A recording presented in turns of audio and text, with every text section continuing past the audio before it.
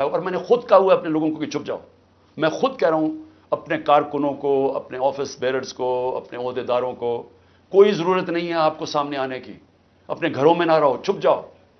PTI के दोस्तों ਨੂੰ ਗੁਜ਼ਾਰਿਸ਼ ਹੈ ਕਿ ਤੁਸੀਂ ਗ੍ਰਿਫਤਾਰੀਆਂ ਤੋਂ ਬਚਣ ਵਾਸਤੇ, ਗ੍ਰਿਫਤਾਰੀਆਂ ਤੋਂ ਡਰ ਕੇ ਅੱਗੇ ਪਿੱਛੇ ਲੁਕਣ ਦੀ ਕੋਈ ਜ਼ਰੂਰਤ ਨਹੀਂ।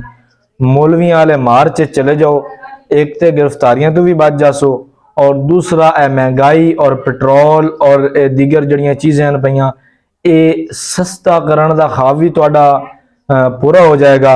और तुहानू ये भी पता चल जाएगा कि जिहड़ा तुसीं आंदे हो कि मौलवी पैसे लैके ते वापस चले जाते हैं, ये भी तुहानू पता चल जासी कि मौलवी पैसे लैके वापस आते हैं या अपनी गल मनवा के वापस आते हैं। और दूसरे नंबर पर अपने लीडर की गल भी तुसीं सुन लईए कि यही लीडर है जिन्हें तुहानू अकसा के आख्या कि जेल भरो तहरीक चलाओ। कई लोगों ने उस टाइम चलाई, वो भी अंदर पे ने, तो कुछ लोगों को अकसा के फिर गिरफ्तार करवाया गया और तोड़ फोड़ करवा के गिरफ्तार करवाया गया, और वो भी जेलें च न।